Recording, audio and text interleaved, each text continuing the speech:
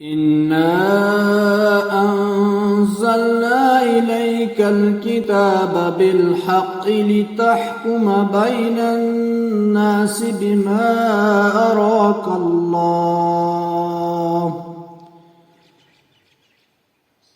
ولا تكن للخائنين خصيما۔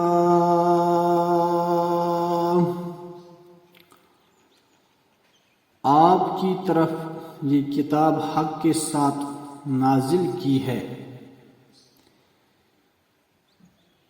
تاکہ آپ کو اللہ نے جو سیدھی راہ دکھائی ہے اس سے لوگوں کے درمیان فیصلہ کرے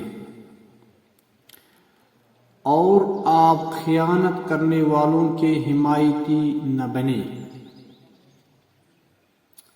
واستغفر اللہ، اور اللہ سے بخشش مانگے۔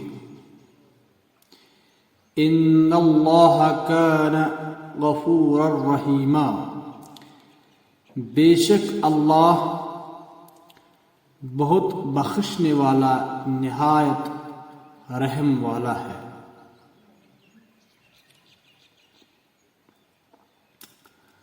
اللہ رب العزت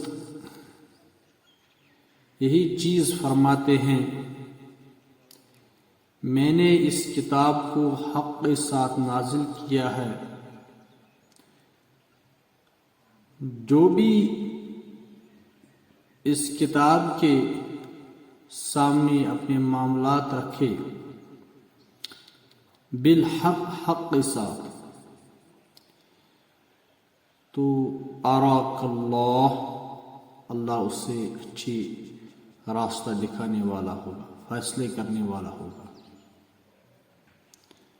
تو نہ محمد رسول اللہ صلی اللہ تعالی علیہ وسلم خائن تھے، نہ اس کے پاک باز صحابہ خائن تھے۔